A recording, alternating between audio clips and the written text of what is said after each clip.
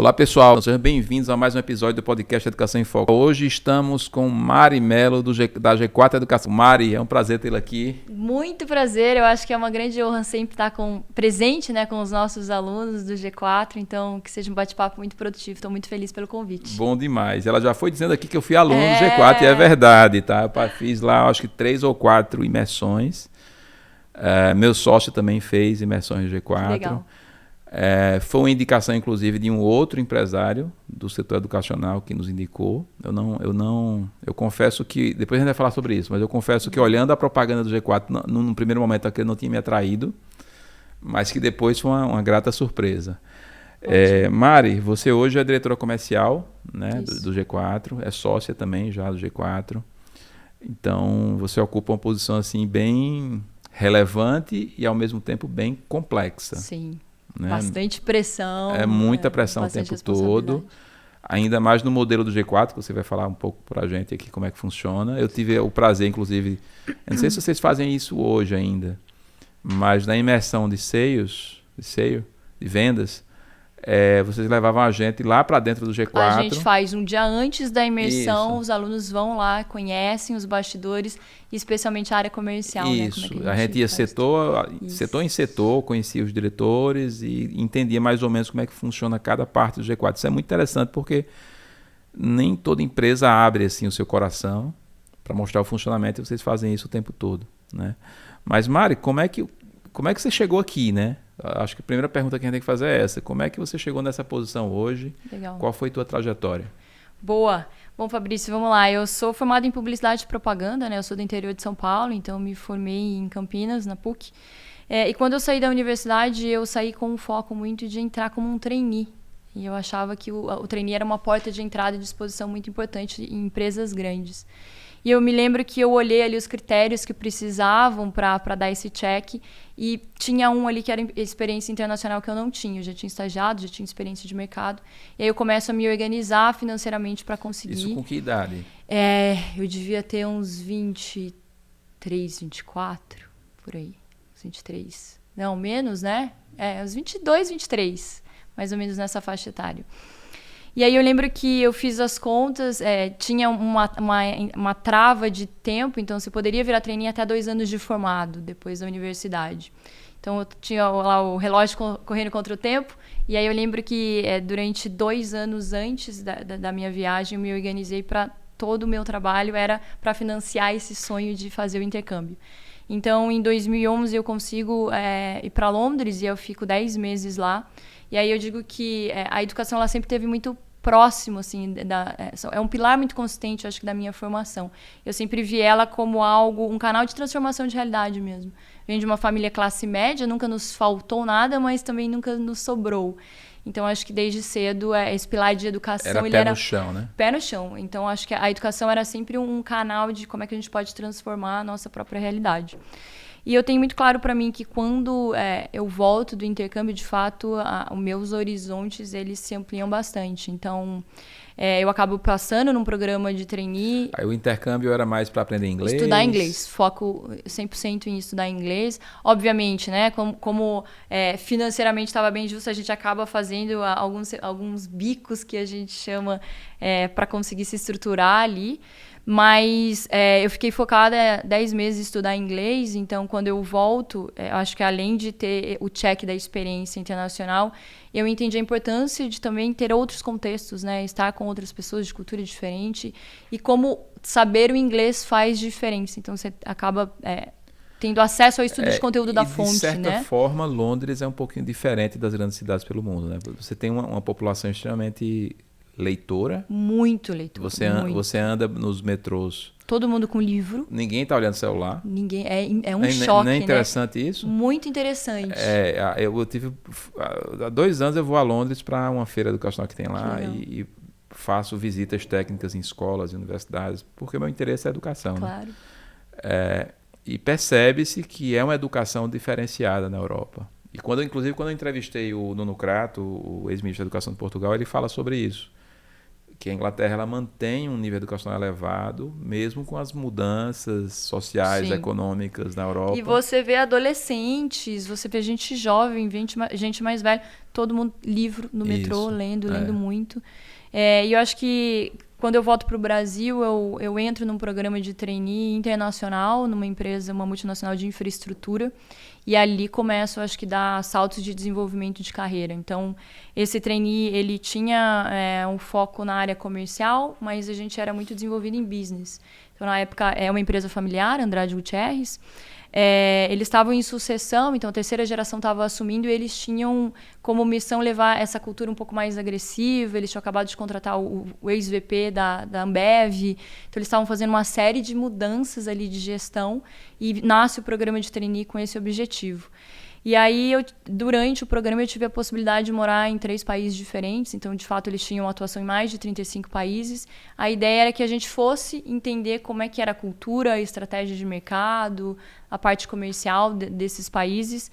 Aí fiquei um tempo na Guiné Equatorial, na África.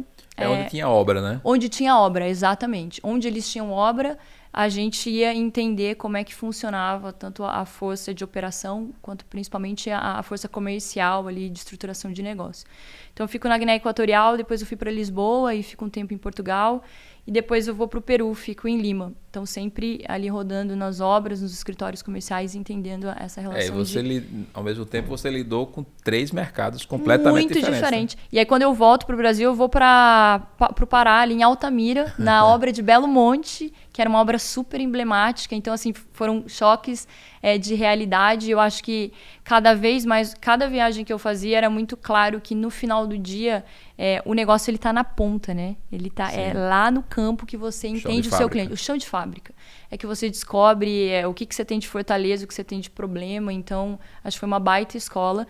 Eu fiquei 6 anos, assim, de forma resumida, eu fiquei 6 anos na Andrade. Durante esse período, passei pelo marketing e comunicação. No final ali meu último ano e meio, mais ou menos, a empresa decidiu abrir um braço de aceleradora de startups. Eles queriam, de fato, mudar todo o backlog ali, muito focado para o mercado privado. E eles entendiam que eles precisavam estar em contato com esses founders de startups, entendendo o que tinha de tecnologia no mercado, focado em engenharia. E eu fui cuidar dessa aceleradora de startups. Então, fui tirar ali do zero esse projeto. E aí, eu acho que quanto mais eu ficava próximo desses founders de startups e estudando mais sobre gestão, aí eu chego no Thales, começo a estudar o Nada Easy, o livro dele, enfim, para me inspirar um pouco, eu começo a entender que eles estavam se desenvolvendo numa velocidade diferente da minha. E aí eu começo... eu brinco que eu fui picada pelo bichinho do empreendedorismo. E aí foi me dando uma vontade, de fato, de querer fazer uma mudança de carreira e começar a empreender. Aí eu saio da Andrade no final de 2018, início de 2019, eu começo a emprender junto com esse período, pelo que eu me lembro, é um período de muita efervescência das startups. Muita. E aí vem pré-pandemia, né? Eu só não imaginava que a maior crise, acho que mundial, que a gente iria passar, começaria ali no ano seguinte. Então eu falo que o primeiro ano foi uma empresa focada no audiovisual, né, em comunicação, depois a gente pivotou para o marketing digital durante a pandemia. Mas a gente começou, digamos que em 2019, um ano incrível. Início de 20 começa questionamento, pandemia, fecha, não fecha. E aí eu lembro que quase no meio de 2020 tem um decreto em São Paulo onde a gente não podia ir para a rua gravar. E aí, de fato, a gente não podia mais abrir câmera na... Foi muita loucura, né? Muita loucura, né? É inacreditável a gente pensar que a gente ficou... Parece que funciona, mundo inteiro, um ano trancado ali dentro de casa. Inacreditável. E depois hoje descobri que a maioria daquelas ações não tinha efeito nenhum. É uma loucura, né? Muita maluquice. Enfim, mas nesse momento, quando sai esse decreto, a gente começa a perder os clientes, né? Então não fazia sentido, os contratos começam a congelar. E aí eu entendo que eu precisava muito de profundidade de gestão, de gerenciamento ali de crise. E assim eu chego no G4. Primeiro como aluna, antes de começar, de fato, a trabalhar na companhia. O G4 também estava no momento de mudança, né? As formações eram 100% presenciais. Então, na pandemia, eles começam também a fazer formações online, muito para não perder a atração ali de mercado. E eu participo do primeiro lançamento que eles fizeram, que era uma formação, chamava Formação G4. No final do dia, era uma formação 360 de gestão para o pequeno e médio empreendedor. 100% online por conta da pandemia. Eu compro esse produto e aí eu fiquei fascinada por eles. E aí eu começo a me aproximar mais do G4. Eles fizeram uma série de lives durante a pandemia. Eu começo a consumir o conteúdo. E eu lembro que em algum momento o Thales divulgou nos stories que a empresa estava crescendo, eles estavam contratando. Se alguém tivesse interesse para arrastar para cima, mandar ali uma mensagem. E eles são muito acessíveis, né? Muito até acessíveis, hoje, até né? hoje, 100%. Até hoje, vocês cresceram bastante, mas ao mesmo tempo vocês são muito acessíveis. Os três estão muito presentes ali no dia a dia. Eu lembro que a gente fez uma imersão que eu enviei gerentes lá da empresa lá para fazer imersão com vocês. E aí depois eu falando com um dos vendedores de vocês que nos atende, que é o Gustavo Souza. Gustavo, não teria como o Thales bater um papo interno aqui com a equipe, não? E assim, em questão de uma semana já tinha a resposta, o Thales já tinha agendado. Muito legal. E ele deu uma palestra de 1 hora exclusiva, né, para nossa empresa, sem custo, foi um bate-papo ali, ele foi com o maior carinho. Quer dizer, um cara que hoje tem as atribuições que ele tem, né? Sim. Separar o tempo da vida dele. Sim. Né? Para dar esse nível de atenção não é comum, né? Eles, de fato, têm uma missão muito nobre, né? Que é fortalecer a educação ali do empreendedor, e a gente vai, eu acho que, entrar nisso. Mas eu acho que, para fechar a história, eu chego no G4 aí como aluna, arrastei para cima, comecei a participar ali do processo seletivo e passo no processo, na época, para cuidar do time de vendas. Então, imagina que a gente está falando de julho de 2021. O G4 não tinha nem 50 pessoas. Então, você já entrou para cuidar do time de vendas? Eu entrei como head de vendas, mas eu gerenciava 7 executivos de vendas. Em ordem de grandeza, hoje meu time tem 120 pessoas. Então, nesses 4 anos, a gente cresceu bastante. E aí, a gente vem fazendo a transformação, eu acho, né? O G4, na época, ele tinha só 3 produtos, que era a imersão e mentoria, que hoje é o gestão e estratégia, né? Que é o produto onde Thales, Alfredo e Nardon são mentores. A gente tinha acabado de lançar a imersão de sales, que você comentou que fez. E a gente tinha um produto chamado Growth, que eu fiz também. Que legal. Então, a gente tinha esses 3 produtos e um programa de comunidade, que era o Club. Então, de fato, a empresa ainda era uma startup, né? Então, a gente ainda era muito focado no braço educacional. Essa coisa de startup, confesso que me incomoda um pouquinho, né? Eu sou diretor de uma startup ainda. Pelo menos ainda pode ser categorizada como startup. Porque a gente já está com 10 anos aí no mercado.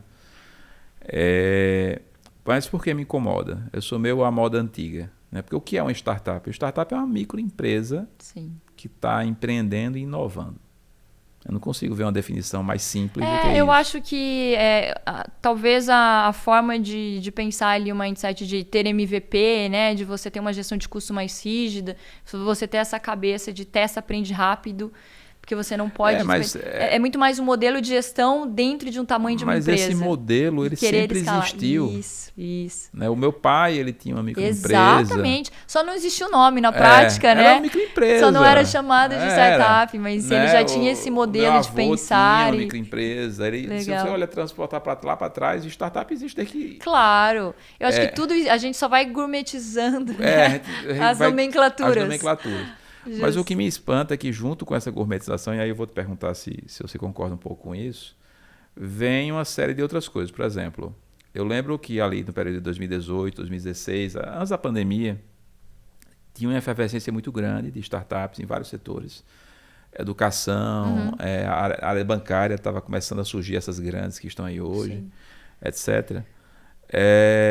E um grande conjunto de startups que eram fake. Sim. Eram pessoas que tinham ideia na cabeça, Sim. que não tinham produto nenhum, não estavam preocupadas em desenvolver produto, em vender, em testar. Era só ideia. Você tinha muita gente com dinheiro esperando para investir. Sim. E você tinha aquele monte de gente com ideia na cabeça que recebeu dinheiro. E não sabia como executar. Teve gente que comprou um barco e foi embora. Sim. Com o dinheiro. Né? Você sabe, você deve conhecer histórias. Sim. E aí virou meio que tipo assim, startup é coisa de trambiqueiro. Sim. Pelo menos na minha concepção naquela época. Que eu acho que teve uma crise, uma bolha, ali, o acesso ao crédito ao investimento muito fácil. As startups ainda tinham aquele modelo de entendimento onde eu vou crescer queimando caixa, não importa a geração de caixa, importa a expansão de mercado. E não à toa poucas sobreviveram, né? E você vê, eu vejo o Thales, o Alfredo, o Nardon mesmo falando sobre o G4, e eles, de maneira, eu acho até correta, eles se gabam, putz, a gente vem crescendo com dinheiro em caixa. É isso aí. É esse ponto que eu ia te falar. E sem pedir dinheiro, sem se endividar, né? Eu acho que essa mensagem ela é muito importante. Eu acho que desde o D0, né, eles sempre tiveram, como ambos vêm do mercado de empreendedorismo, né, eles já tinham outros negócios até chegar no G4, eles aprenderam muito também o que funciona e o que não funciona. Eu acho que isso é parte do segredo do sucesso do G4, né, a própria experiência dos 3 founders. E desde o D0 eles tinham um posicionamento de que o G4 sim iria crescer, mas gerando caixa, gerando resultado. A gente não iria crescer só para expandir mercado. Então, até hoje o G4 gera caixa, não tem nenhum investimento, então a gente cresce com o próprio resultado que a gente gera para a companhia.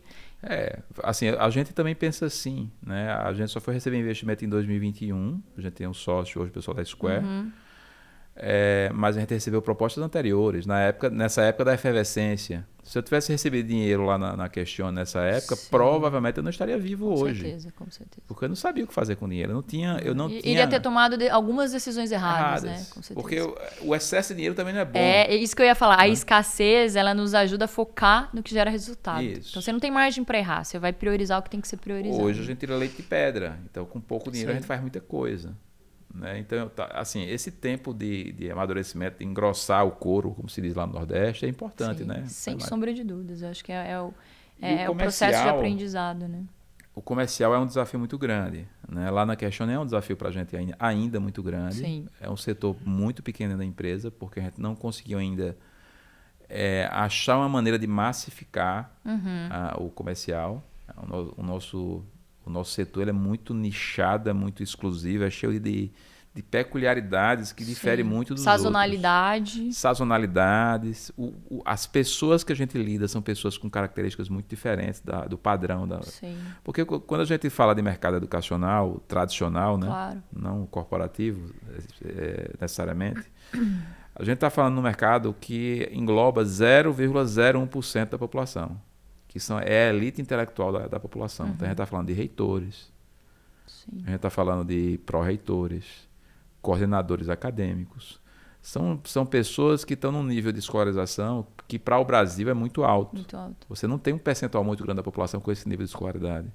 Sim. Então, são pessoas com características diferentes na maneira de pensar, né, na maneira de comprar. Os gatilhos de venda para essas pessoas são gatilhos diferentes. Muitas vezes elas não estão muito preocupadas em aumentar faturamento ou diretamente ou em gerar economia direta, porque eles estão muito preocupados muitas vezes na questão pedagógica, na melhoria da qualidade do seu produto, que em muitos casos essa melhoria envolve aumento de custo e não redução de custo, que é um inverso do que acontece na maior parte do setor corporativo, por exemplo. Né? Então, vender é diferente para essas pessoas. E dentro dessa peculiaridade toda que eu estou falando, estou querendo introduzir aqui um tema que eu acho interessante. Quando eu fui ver o G4, e aí os meninos começaram a entrar em contato, olha, o valor da imersão é tanto, tal, e aí comecei a pichinchar, vai, não vai. Negocia para cá, para lá, olha, esse pessoal chega até meia-noite e vocês trabalham de madrugada, 11h55, tá acabando a 5 minutos. O fechamento. Aquela brincadeira toda, aí a gente fecha e tal. Mas aquilo no primeiro momento me espantou porque minha mente funciona como a mente do setor educacional tradicional. Tá. Né? Então aquilo ali quase me fez desistir de comprar o G4, teria sido um erro. Sim. Né? Mas o que, no final das contas, no final do dia, o que pesou muito foi também a indicação de outro empresário que tinha feito o G4. Então, se o cara disse que é bom, é porque o negócio é bom. Então, todo jeito eu vou fazer. Mas, de certa forma, a abordagem me incomodou. Sim. E eu percebo que essa mesma abordagem, se eu fizer para o meu cliente, ela não vai funcionar, porque o meu cliente é esse que é peculiar. Então, Mário, como vocês lidam com isso, né? Eu vi lá no G4 que isso é fantástico, né? As imersões e as capacitações, você tem empresários de vários setores. Sim. Esse contato com eles também é muito legal, essa troca nas imersões, gera muito valor, muita riqueza. Mas como vocês montaram um sistema de vendas com tanta gente diferente para vender, com tantas peculiaridades, e de maneira massificada como vocês montaram, né? Eu lembro que eu entrei lá no setor de vocês, na época, lá, não sei nem se a sede de vocês é no mesmo lugar, e tinha lá 50 vendedores, tinha um taco de beisebol pendurado na parede, tem até um vídeo seu no Instagram, você dando as porradas com o taco. Que a gente tava tentando destruir o urso. Todo mundo muito louco, 10 horas da noite, sexta-feira à noite. Né? Como é que se faz isso, né? Como é que você chega nesse ponto? Antes de chegar, eu acho que de como é que a gente construiu a cultura do G4, eu só vou dar um passo atrás para explicar onde o G4 está em relação ao cliente que ele quer atender, porque isso está muito atrelado. Porque fazer o diagnóstico, acho que de posicionamento de mercado e quem é o nosso cliente final, ele nos dá muita margem para a gente entender, qual é o tipo de abordagem que eu posso ter e quais momentos, né? O que eu preciso entender desse mercado. Quando a gente olha para o mercado de educação hoje, né, focado nesse dono de empresa, então nesse empreendedor ou nesse C-level, que é o foco, o G4 nasceu, né, com esse braço de educação, primeiro para ajudar a gerar uma educação de mais qualidade para o dono de negócio, um C-level. A gente tem uma analogia lá que a gente gosta de olhar o crescimento de uma empresa em 6 fases. Então, imagina que a primeira fase é a ideação, depois é o início da operação e a validação ali do negócio, depois ele passa por tração, ele precisa crescer, ele começa a escalar e acelerar, ele entra em nível de maturidade, depois ele vai ou para uma sucessão ou para uma venda. No momento da ideação, você quer tirar só a ideia do papel, você está com uma ideia de abrir um negócio, você quer escrever, você precisa de ajuda para fazer isso sair do papel. Quando você está iniciando o seu negócio, você ainda está validando a sua tese. Você está testando o produto, você está testando o seu mercado, você está entendendo o seu cliente. Então, você tem outras dores. Quando você começa a tracionar, você vai precisar ter sistemas. Você começa a ter uma gestão um pouco mais profissional, você precisa contratar pessoas mais qualificadas. Aí você começa a crescer, a escalar e acelerar. Aí, de fato, você precisa colocar processo, você tem que ter sistema, a sua gestão tem que ser mais profissional, porque senão você não entra no nível de maturidade. Maturidade, você já está consolidando tudo isso. Você já tem uma equipe grande, você já tem todo o seu sistema rodando, os processos validados, você está olhando para a tese de M&A, você está pensando se faz sentido só manter a eficiência, o crescimento com eficiência, ou se você quer ampliar. E quando você vai para a sucessão e vendas, aí o jogo muda, né? Aí você está ou preparando o seu negócio para uma nova fase ali, para passar essa empresa para uma sucessão familiar, por exemplo, ou para uma nova gestão, ou fazer um IPO, enfim. Por que eu estou te falando tudo isso?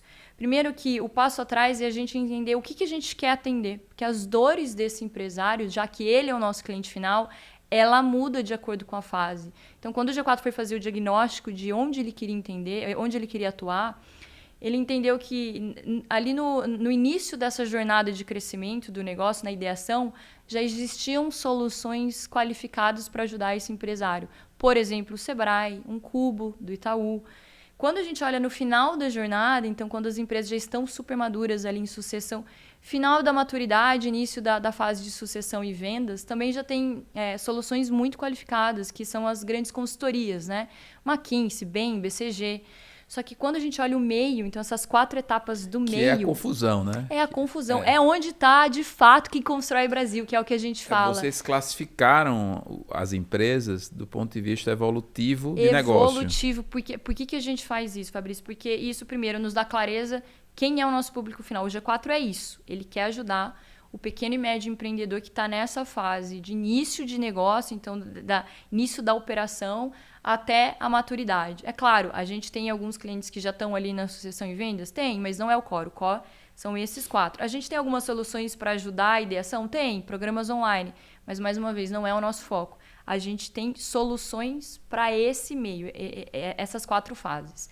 E aí isso está muito atrelado ao nosso processo comercial. Então, depois que a gente entende onde a gente está atuando e qual é a dor de cada fase do negócio, ela nos dá muita profundidade para desenhar a nossa estratégia comercial. Então, hoje, você passou, né, pelo nosso processo comercial, você não consegue entrar no site do G4 e comprar uma formação. Eu quero fazer a formação de gestão e estratégia, que é o Thales Alfredo Nedon. Não, é impossível. Nenhum programa presencial você faz essa compra. Por quê? É claro que para a gente seria interessante, se você já está com a decisão tomada, Sim. você entra no site, compra, vai teoricamente ganhar, a gente vai conseguir gerar receita com mais agilidade. Mas no final do dia, a gente quer o jogo do longo prazo com esse empreendedor. Então, talvez se você entrar no site e fizer um investimento de 30, 40 mil reais em um programa que você entenda que faz sentido para você, você vai no G4, você vai estudar e falar, não faz sentido. Porque você não tem essa leitura de qual fase você está. Sim. Talvez você está na fase 3, só que você está procurando produto de fase 2. Talvez você está na fase 2 procurando Isso programas torna a venda de vocês fase consultiva também. 100%. Então, a nossa venda ela é 100% consultiva. Então, a gente primeiro faz um processo onde o empreendedor ele precisa responder algumas perguntas para que a gente minimamente, através do seu cargo, faturamento, a gente já tenha uma expectativa de onde você mais ou menos deve estar. E aí vem o nosso processo. Então, depois dessa identificação, a gente entendeu que você está em uma dessas 4 fases, o nosso executivo de vendas vai fazer um diagnóstico contigo para entender dores, momento de empresa, qual o principal desafio. Vocês, entre aspas, vocês forçam a barra para uma venda consultiva para poder ganhar no longo prazo. 100%, 100%. Vocês poderiam hoje ter uma venda não consultiva, uma venda rápida online. Uma venda rápida, entra aí e compra o que você quiser. Até pelo nome G4 já pesado Com no certeza. Brasil. Mas vocês preferem ter mais trabalho, porque isso dá bem mais trabalho. Bem mais trabalho. Para poder ter isso que aconteceu comigo, né? Sim. Quer dizer, o cara que me indicou, ele gostou tanto que ele ficou me insistindo, que mesmo eu não gostando em tese do modelo de vocês inicial, eu terminei comprando, né? Sim. E aí você não... Tá muito relacionado à venda consultiva mesmo. Né? Mas é uma venda consultiva meio que... mais agressiva. E aí é o ponto que eu vou chegar. Então imagina que, ótimo, a gente fez todo o nosso processo comercial com o objetivo da gente entender qual é o nível de maturidade que esse empresário está. E a gente tem muito claro, então os treinamentos para o time comercial, eles são muito focados nas dores do crescimento. Então, eles sabem, se ele identificar que você está na fase 2 ou na fase 3, ele já sabe quais são as dores normalmente que esse dono do negócio enfrenta, seja de time, de capacitação, de gestão. Então, todas as formações que a gente faz são para atender essas dores. Por que a nossa venda ela é mais agressiva, né? Então, pensa que primeiro, a agenda do dono do negócio ela é extremamente difícil de conseguir um tempo, um horário para a gente fazer essa conversa. Então, eu sempre falo para o meu time, se a gente ligar para um lead ou ligar para um possível lead e ele não nos atender, não significa que ele não está interessado em falar com a gente, mas que naquele momento da ligação, falar com o G4 não era prioridade. Então, a gente já é diferente na tentativa do contato. Enquanto você não nos atender e falar, eu não quero falar com vocês, a gente vai ligar. Por que a gente vai ligar? Porque você preencheu um formulário, você nos procurou, você sabe que você tem uma dor, você viu o valor do investimento, ainda assim você deixou suas informações de contato. Então, você quer minimamente nos ouvir. O nosso desafio é qual é o timing correto. Então, a gente vai ficar tentando ligar para você até a gente fazer esse primeiro match de agenda. Quando a gente entra na negociação e aí na entrevista e no diagnóstico, nosso objetivo ali é mostrar e deixar claro para o empreendedor que a cada não decisão ele está escolhendo não resolver um problema. Que hoje está desse tamanho, né? Ele está adiando.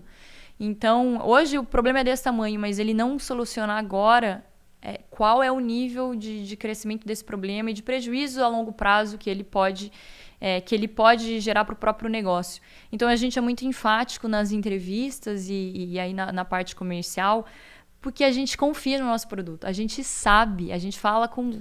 Já tem mais de 50 mil empresários na nossa base. Então isso demanda uma mão de obra extremamente qualificada nas vendas. Sim. Né? Hoje eu acho que deve ser um pouco mais fácil encontrar essa mão de obra qualificada, porque o G4 já tem um nome, etc. Então, empresas com nome, pessoas boas procuram trabalhar lá. Sim.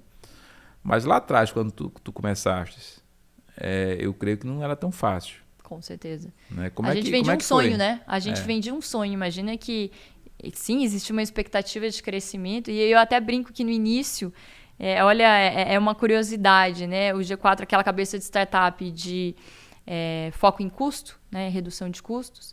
estava saindo da pandemia quando começa a fazer as contratações também. E eu lembro que na época o CEO, que era o Lucas Ciedo, ele não deixava a gente investir em computador para novo funcionário. Porque ele não sabia primeiro se a pessoa ia dar certo, se ela ia ficar, se de fato a gente ia continuar crescendo.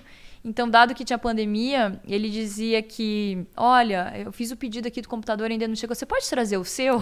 E eu caí nessa, eu brinco, até hoje eu uso o meu pessoal e acabei ficando. E depois que eu fui descobrir, por que eu tô falando isso? Porque no final do dia, o desafio do início da empresa, você não tem muito recurso financeiro para trazer gente boa. Sim. Você precisa encontrar o perfil ideal e que esteja atrelado ao propósito do seu negócio. Eu acho que vender um sonho. Eles procuravam perfis de pessoas, primeiro, que tinham esse viés intraempreendedor, que gostavam desse mercado, que valorizavam muito a educação e principalmente a educação atrelada ao empreendedorismo, né? Então eles iam muito mais trazendo pessoas alinhadas ao propósito do que a remuneração financeira. Que eu percebi fazendo os cursos de vocês é que na educação tradicional, eu vou separar a corporativa da tradicional para a gente fazer essas diferenças, mostrar essas diferenças de maneira mais clara. Na educação acadêmica, você tem um processo de gestão pedagógica muito bem definido, ou pelo menos é o que deveria se ter nas instituições, né? Então, você tem um PDCA da educação, né? Você tem um currículo, que seria a peça de planejamento. Você tem o processo de planejamento do ensino, você tem o processo de ensino e execução do ensino, você tem a avaliação e depois você volta com o resultado da avaliação para fazer as correções. Certo. PDCA. Na corporativa, esses processos não são tão bem definidos. Isso aí. Né? Porque, primeiro que você não tem professores profissionais. Você tem, muitas vezes, empresários, pessoas que têm uma vivência da prática muito forte e traz essa vivência para a sala de aula. Né? Então, essas pessoas não têm essa noção pedagógica, educacional de um profissional da área acadêmica, por exemplo. Então, o que aconteceu? Quando eu fiz a primeira imersão do G4, foi no feeling. Qual foi? Vendas. Vendas. Né? Então, eu digo, tudo começa pelas vendas. É isso. Eu tenho que entender como é que ela vem. O Thales tem uma frase que todo problema a gente resolve, o problema de CNPJ, né? Se resolve com vendas. Se você está vendendo, você tem mais caixa, você gera dinheiro, você contrata pessoas melhores, sistemas melhores, tudo isso se resolve com vendas. Aí foi no feeling, né?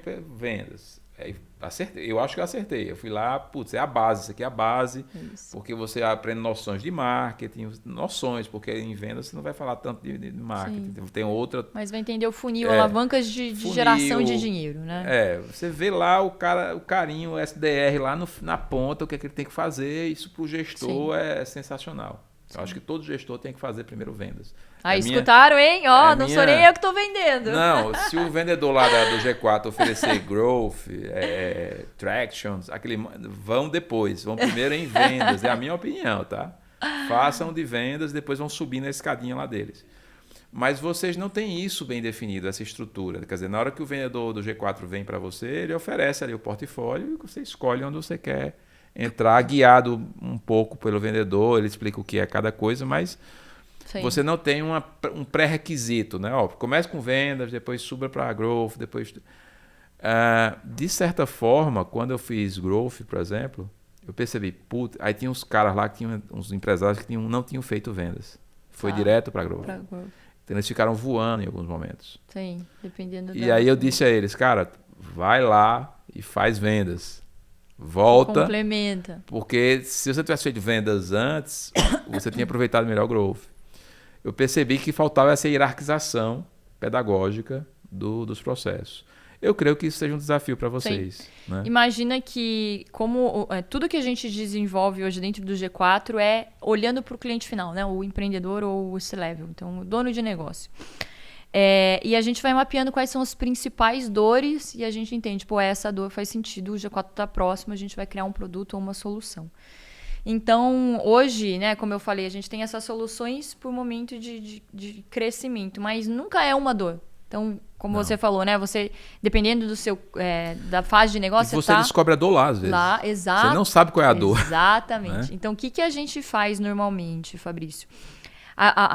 A gente tem uma escadinha de produtos que a gente tem internamente, mas isso não é obrigatório. Então, o vendedor, ele sabe o que normalmente é o que a gente recomenda. Entrar pelos programas de gestão, que seja o Traction, se esse empreendedor faturar até 10 milhões, e aí depois a gente tem o gestão e estratégia, se ele idealmente acima de 50 milhões, mas dependendo do mercado, acima de 10 milhões a gente já consegue, ele já consegue gerar muito valor ali dentro do gestão e estratégia. Então a gente entra para o programa de gestão, que é o programa 360, onde ele vai aprender um pouco de tudo. Ele vai falar de gestão, ele vai falar de cultura, ele vai falar de liderança, ele vai falar de marketing, de vendas, de finanças. Então ele tem o 360 para ele começar a entender, nossa, a minha dor latente é vendas, ou a minha dor latente é marketing growth, a minha dor latente é planejamento. E aí, depois do programa de entrada de gestão, ele vai com profundidade na dor latente. Ou ele vai encaminhar o diretor dele, ou o sócio que cuida daquela área, mas aí a gente consegue nichar a dor. Então, hoje a gente tem os programas de gestão, se a gente fosse olhar a trilha do G4, seria os programas de gestão como porta de entrada. Depois a gente tem os programas que a gente chama de programas profissionais, que são esses especializados em dores, seja marketing, vendas, liderança, planejamento estratégico. Você já ouviu falar que todo médico um dia deveria ser paciente antes de ser médico? É verdade. Eu entendi a lógica de vocês. Quer dizer, vai lá para cima, tem a visão macro, aí depois você vai no micro e aprofunda. Esse é o ideal, mas se a dor lá da ponta que estiver doendo, por isso que não é fixo. Porque o vendedor, ele sabe dessa jornada, mas não adianta nada ele oferecer gestão se ele tá nítido para ele que a dor do empreendedor é vendas. Não adianta o cara ficar falando agora de gestão e planejamento, ele tem que resolver o time de vendas. E ele pode ter essa flexibilidade de começar. Eu acho que vendas é uma dor para todo mundo, o tempo todo. Não tem ninguém que está tranquilo em vendas. Eu sou suspeita, né? Eu trabalho com vendas, então... Eu acho que não tem ciência mais complexa do que vendas. Acho que mesmo vocês que estão... Sem sombra de dúvidas. A gente tá... Então imagina que quando eu entrei, eu posso falar esses números porque os founders sempre divulgam, né? O G4, o primeiro ano que eu entrei, faturou 50 milhões. A gente vai faturar 500 esse ano. Então, a gente está falando que cresceu 10 vezes em 4 anos. É muita coisa. Então, desde que eu tô lá, eu sempre brinco com o time. Eu nunca tive um mês de calmaria. Por mais que a gente tenha muita metodologia, a gente já tem muito processo de vendas, a nossa meta ela aumenta mês a mês. Então, a gente ainda está em fase de crescimento. Isso significa que sim, a gente vai estar sempre se capacitando Mari, e buscando... tocar um tema polêmico aqui contigo. Pode falar. A relação com o marketing. Marketing e vendas. Como é que é a velha relação marketing-vendas? Justo. Né? Como lidar com isso? Né? O marketing, ele é um setor da empresa, por menor que ele seja, e hoje, inclusive no G4, eu descobri que para a minha empresa o ideal é ter uma equipe interna. Então, essa foi uma decisão que eu tomei, inclusive, lá dentro do G4 com o meu sócio. Acho que quando a gente está fazendo Traction ou Growth, que até o cara, esqueci o nome dele, desculpa, o cara da V4. Denis. O Denis era um dos mentores e a gente bateu um papo com ele. Porque lá nos eventos de vocês é fantástico, porque você tem lá a sala de aula normal, etc. Mas quando tem um intervalo, que tem aquelas comidinhas gostosas que vocês servem, bem boas. Os mentores ficam ali misturados com a gente. Então, muitos papos acontecem ali no break. No break, comendo ali, tomando às vezes um vinhozinho no último dia. E aí conversando com o Denis, ele falou, talvez o de vocês o interessante seja dessa forma. E ali a gente tomou essa decisão e foi uma decisão acertada. Hoje a gente tem um setor de marketing, não é grande, mas é um setor suficiente. Legal. E a gente percebe que o setor de marketing na empresa, ele é meio que... Ele dá base para todos os setores. Ele produz conteúdo para todo mundo. Sim. Então, o meu setor de marketing hoje produz conteúdo para o TI. Tá bom. Ele produz conteúdo para o setor de UX, de relacionamento com o cliente. Uhum. Ele produz conteúdo para o comercial. Ele produz conteúdo para mim, que sou o diretor da empresa, às vezes, para ações que eu preciso mais específicas. Então, eles terminam sendo demandados por toda a empresa. Sim. Né? Sendo que o comercial, ele fica mais ligado ali ao marketing o tempo todo, demandando um monte de coisa com prazo. Sim. Né? E muitas ações do comercial dependem muito do 100%. do marketing. Né? Como solucionar isso e diminuir o atrito entre os dois setores? Vamos lá. Vou trazer a realidade do G4, tá? E aí o que a gente aprendeu ao longo desse tempo. A nossa operação, acho que primeiro, quando a gente olha para a operação de vendas, né, a gente tem o modelo inbound ou outbound. Então, o inbound significa que 100% da geração de demanda que o meu time comercial vai atender, ele é gerado pelo marketing. Eu não posso prospectar ninguém no mercado. Quando a gente tem uma operação comercial outbound, significa que, sim, a gente tomou a decisão que o time vai prospectar o lead frio, fazendo lista, indo no LinkedIn, comprando base. A moda antiga. A moda antiga, exato. Então, eu acho que a primeira diferença é o G4 ele é inbound. Então, por posicionamento de marca, por decisão lá atrás, eles nunca quiseram que a gente falasse com quem não queria falar com a gente. A gente é agressivo desde que... Se for provocado. Se for provocado. Você deixou o contato, você me procurou primeiro. Então, o mínimo que o meu papel é a gente vai... Eu preciso te ouvir. E aí você pode ter desistido ao longo do caminho, mas você me procurou. Então, eu vou falar com você. Então, quando a gente toma essa decisão de ser inbound, a gente naturalmente faz o marketing e vendas eles são obrigados a trabalhar muito próximo. Por que eu falo isso?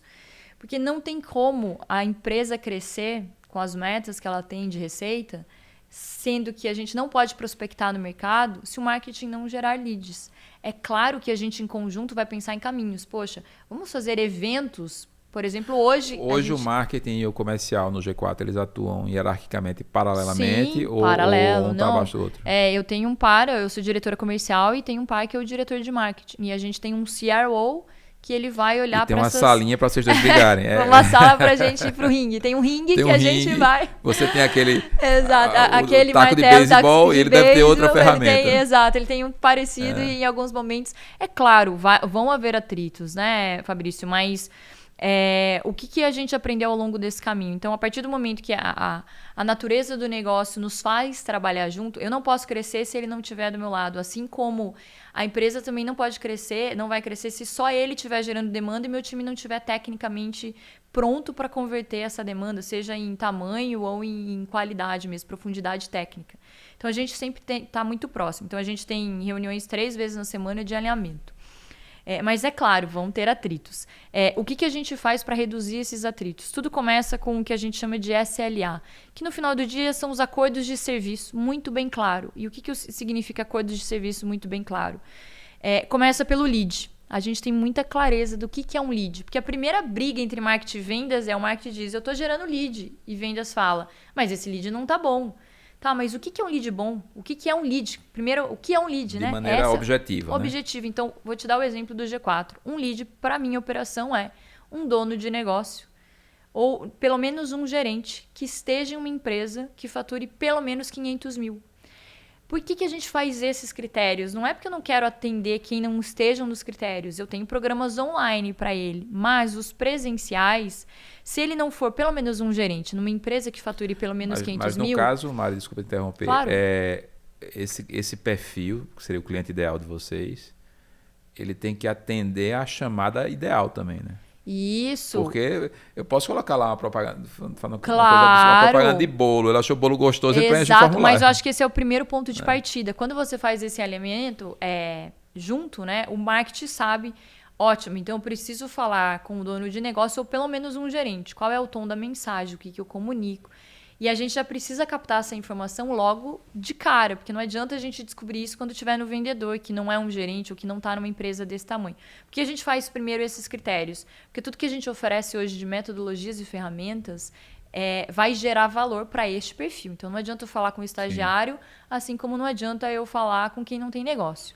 Então, esse primeiro alinhamento, o que é o lead? É o erro de grande parte das empresas que estão começando, é tentar querer atingir todo mundo. Todo mundo, exatamente. Não definir o cliente perfeito. Né? A gente sabe qual público que a gente quer atender. Então, isso dá clareza para o time de marketing ir atrás desse perfil. Todo tom de linguagem, comunicação. A gente coleta esses dados no formulário. Então, hoje, antes de entrar no meu funil comercial, se eu não tiver informação do nome da empresa, cargo e faturamento desse lead, eu não trabalho. Então já começa... A gente elimina 90% das brigas, que se o lead é bom ou não é bom. Para você ver como é tudo muito diferente e varia de empresa para empresa. Né? O caso de vocês, que eu acho que é o da maioria das empresas, é que vocês têm o perfil do cliente perfeito, mas vocês não sabem quem são essas pessoas. Sim. Precisam descobrir quem são essas pessoas. Exato. No nosso caso, na nossa empresa, lá na Questione, eu sei quem são todos os possíveis clientes. Pelo nome, pela empresa e onde eles estão. É bem diferente. Bem diferente. Eu não tenho a necessidade de descobrir quem são eles. A minha necessidade é como é que você fideliza eles. Como é que eu trago eles. Como é que eu trago eles. É isso. Então é outro desafio, né? Então por isso que a estratégia de venda ela vai variar muito. O seu modelo é muito mais do account-based marketing, né? Que você sabe quem são. O nosso, imagina que o nosso o nosso público é muito grande, então a gente precisa quase fazer uma rede ali que, óbvio, tenha critérios, mas para trazer muita gente para o funil, para a gente entender, fazer diagnóstico. E que você vai sabe, quase o CNPJ de todos eles, então você tem que ser muito assertivo, você não tem que ficar falando com todo mundo. A sua estratégia comercial tem que ser como eu vou me aproximar dessas pessoas.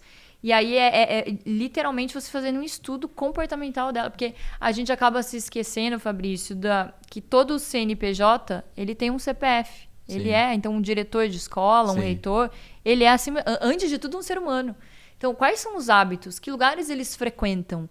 Se o seu público ele é tão segmentado... você na física deveria estar próximo deles. Então você deveria descobrir qual é o restaurante que ele frequenta, a livraria, o que ele faz no fim de semana, como é que você vai começar a fazer parte desse ciclo para você se aproximar. Qual é a rede social que eles estão? Qual é a rede social? Porque talvez não seja o Instagram, talvez seja muito mais um Substack da vida, que agora é de leitura, que é de newsletter, então um LinkedIn. Então, onde está esse público? E no final do dia, as estratégias elas devem partir do nosso público. É sempre olhando para o cliente. Quem eu quero atingir? Se você não sabe quem você quer atingir, eu acho que o recado que fica é coloque muita energia em definir quem é seu público. Depois que você definir, tudo vai partir dele. Porque o grande erro é a gente querer fazer... não tenha preconceito, né? Porque às vezes estratégias antigas funcionam, né? Muito, eu vou te falar é o básico bem feito. Eu vou te falar em off uma estratégia que eu utilizei, que foi a que teve maior sucesso. Não vou falar aqui, gente, porque eu não quero passar para a concorrência.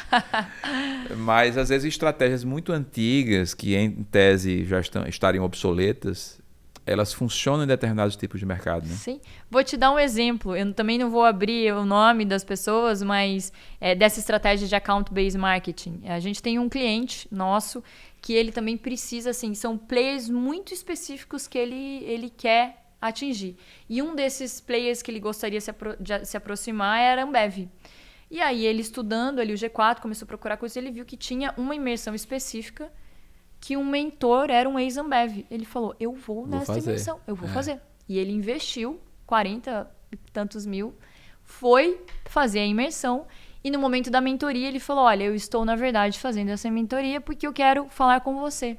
Essa é a minha estratégia comercial. Eu preciso ter um contato na Ambev, eu sei que você já atuou lá, você foi sócio lá, eu quero que você me abra a porta. O mentor ficou tão impressionado do foco e da estratégia, falou, cara, eu vou te ajudar, com certeza. Acabando aqui a mentoria, vem falar comigo, me conta um pouco mais, eu vou te colocar em contato com as pessoas. Por que eu estou dando esse exemplo? Porque às vezes a gente quer complicar, ou a gente quer olhar o que funciona do lado e achar que é o mesmo processo para a gente. É o que a gente ensina para os alunos, né? Cada empresa vai ter uma dor diferente, e uma realidade diferente. Você vai no G4, você aprende o que funciona e adapta para o seu negócio. A gente dá um leque, ó. Isso é tudo de bom que existe disponível. Aí você tem que ter o senso crítico de falar, meu negócio, eu vou nesse caminho. Aqui em off sobre a necessidade de estudar, né, Mari? Sim.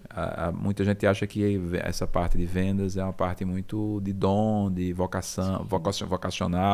Claro ainda por talento. Claro que tem pessoas que realmente têm um talento nato, claro, né, para certas coisas, não só vendas. Mas o estudar é muito importante, né? Você falou aí de ABM, né? A minha gerente de vendas me deu um livro de ABM. Claro que ela queria me passar uma mensagem. Né? Foi aqui, ali, ó. Ele gosta de ler. Se eu der um livro, ele vai ler. Ele vai entender o que eu quero fazer aqui. Foi esperto, bem inteligente. E eu li, tá lá, estou terminando o livro, é um livro básico de ABM, bem conhecido, que agora esqueci o autor, mas depois eu indico para vocês. Mas assim, quando a gente vai estudar muitas coisas, tanto da área de vendas como da área educacional, são coisas que já estão sedimentadas há muitos anos. Sim. A ABM é outro nome. Super antigo. É outro nome bonito que colocaram a métodos muito antigos. Claro, claro. Os americanos já faziam aquilo na década de 1930, Muito, 1940. Né? 100%. Porque quando a gente fala em vendas e marketing, não tem pra onde fugir. Os americanos são... Não, dão aula. As nossas referências hoje a gente olha para fora, sem sombra de dúvidas. Então, assim, se você pudesse dar de 0 a 10 aí o peso do estudo no teu setor aí de comercial, qual é? 20. 20, né? 20.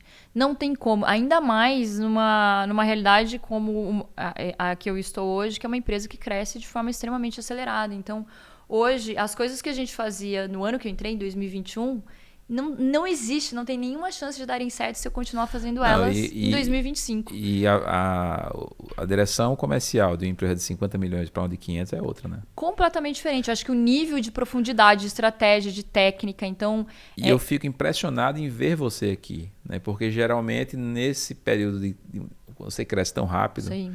A tendência é haver trocas. Sim. Né? Porque as pessoas não evoluem, às vezes, tão rápido quanto a empresa. Sabe que o Nardon fala muito isso com a gente, que a dor do crescimento, a principal dor de uma startup ou de uma empresa, né, que cresce de forma acelerada, é eles saberem, o dono do negócio saber que a empresa vai crescer mais rápido que as pessoas. Por que a empresa cresce mais rápido? Porque você pode plugar tecnologia, você dá salto de sistema, você contrata pessoas mais capacitadas para fazer o movimento. Então, as pessoas que começam o negócio, se elas não tiverem uma disciplina de estudo, um foco, essa ambição no bom sentido de querer crescer junto com a companhia, elas vão ficando ao longo do caminho. Porque se você tá lá, é porque todo mundo percebeu. Ela evoluiu, ela foi junto com a empresa. Eu espero que sim, né? Eu acho que vem dando certo, né? Mas assim, não quer dizer que a pessoa, enfim, não é uma boa profissional. De jeito nenhum. É só uma questão de perfil. Né? Exato. E a gente tem alguns exemplos ali na área comercial de pessoas que nos ajudaram muito de levar do 0 para o 1, do 1 para o 5.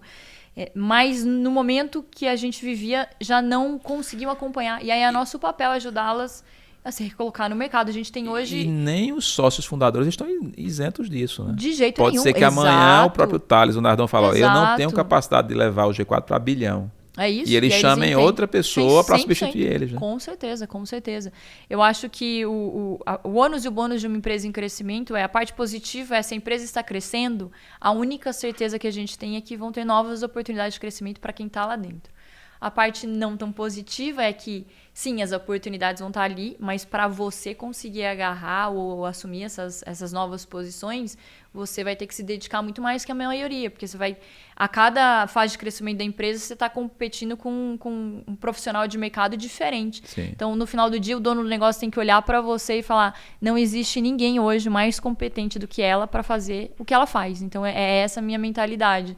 E eu tento olhar para dentro do G4, quais são as fases que a gente está vivendo.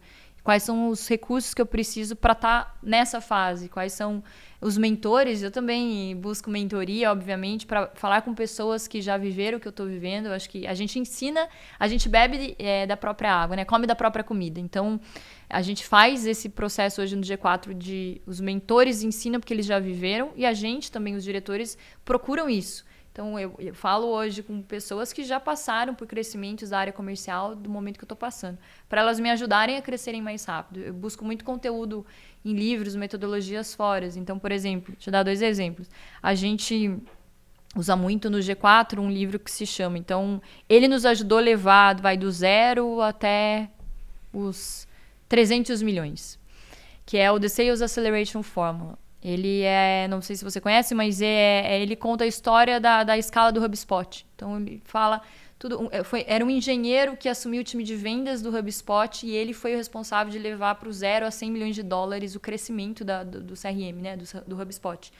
E ele levou um olhar muito de processo e de dados para a operação comercial. Então, existe muita ciência. E aí, pegando o seu ponto, né, já foi-se o tempo em que a venda era arte, o vendedor bom era o vendedor talentoso. Não.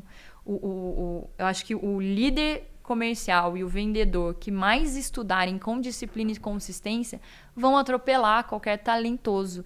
E isso em qualquer profissão, né? Eu acho que Sim. No futebol a gente vê ali Cristiano Ronaldo e Neymar.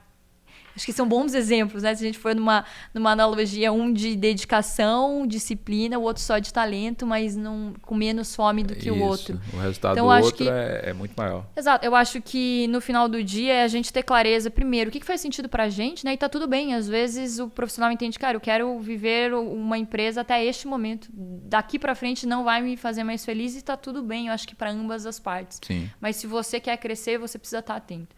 Então a gente, eu estava falando do livro, né? O The Sales Acceleration Formula nos ajudou muito. Muito do que a gente faz hoje no comercial, a estrutura de funil, são coisas que a gente trouxe dessa metodologia. Hoje eu tenho estudado muito um outro livro que se chama Revenue Architecture, que ele vai olhar justamente para essa retenção do longo prazo. Então ele traz muito a visão do funil de vendas em ampolha, né? Então no final do dia ele faz uma integração da estrutura de receita. Marketing, vendas e o pós-vendas, o CS. Como é que a gente tem que fazer processos para que esse crescimento ele seja focado no longo prazo. Então, no final do dia, a porta de entrada começa numa venda. Depois que o cliente diz sim, como é que você vai conseguir reter esse jogo do longo prazo? Então, a gente, a cada fase do negócio, sem sombra de dúvidas, é nosso dever frente à área comercial buscar conhecimento. Até a leitura evolui, né? Eu comecei, para aprender funil, eu comecei a ler o Russell, né? Que foi o cara que inventou o funil. Aí vocês já estão lendo o cara que pegou o funil. Mas é isso. Eu acho que é entender a fase, qual é a dor. E existem inúmeros livros muito bons. Tem o Receita Previsível também, que é excelente, conta a história ali da Salesforce. Mas tem vários livros muito positivos que a gente consegue absorver. Eu acho que o mais importante, Fabrício, é a gente beber de conteúdos que não só que estão no nosso dia a dia. Sim. E ter o senso crítico, ótimo, essa metodologia é incrível, mas e para o meu negócio? Isso. Como é que eu vou adaptar para a minha realidade, para o momento que eu estou de crescimento, de desafios, como é que eu vou trazer isso? Então, acho que esse é o olhar. Boa. E com essa mensagem, a gente vai chegando ao fim aqui desse episódio. Eu vou deixar aberto o microfone para você, Mari, e de repente passar algum evento, alguma coisa que vai acontecer no G4, ou algum projeto teu da vida pessoal, fica à vontade. Legal. Eu acho que primeiro, acima de tudo, agradecer mais uma vez. É um grande prazer estar com os nossos alunos. Obrigada aí pela troca. Se você está ouvindo a gente, é dono de negócio e acha que está passando por um desafio, e a grande maioria, né, em termos de jornada ali, tem sempre desafios. Eu queria só explicar um pouquinho do ecossistema hoje do G4. Sim, claro. A gente começou como braço de educação, Fabrício, mas hoje a gente, de fato, é um ecossistema para o pequeno e médio empreendedor.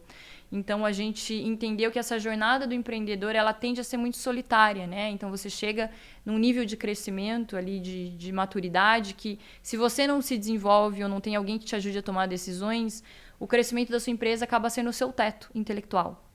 E aí, a gente tem o braço, então, de comunidades, além da educação, que é justamente para ajudar esse empreendedor nessa jornada, essa jornada a ser menos solitária. Então, a gente oferece uma série de apoio, e aí são programas anuais, né, programas de longo prazo. E a gente tem um terceiro pilar, que é o de serviços e ferramentas. Então, a gente sempre está olhando para o empreendedor quais são as dores que, de fato, ele tem durante a jornada dele, seja em educação, nos programas de comunidade ou em serviços e ferramentas, para que, no final do dia, o G4 ele é o ecossistema, ele deveria ser o braço direito, o melhor amigo do empreendedor.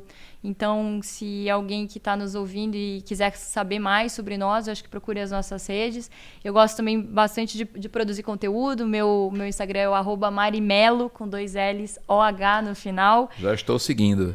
Que bom, que bom. E aí ali tem sempre também ali um link para as nossas imersões. Vai ser um prazer, eu acho que bater um papo com os empresários G4 e ajudar. Agora está indo além da sala de aula, né? Além da sala de aula. Trazendo a solução do problema. Hoje a gente é o ecossistema do empreendedor. No final do dia, a nossa missão é fazer vocês prosperarem. Se vocês estão crescendo, se vocês estão gerando emprego, a gente está indo para o caminho certo. Então, tudo que a gente faz hoje é para ajudar vocês. Boa. Estive aqui com Mari Melo, do G4 Educação. Foi uma conversa fantástica. Até o próximo episódio da Educação em Foco Podcast. Até mais. Obrigada.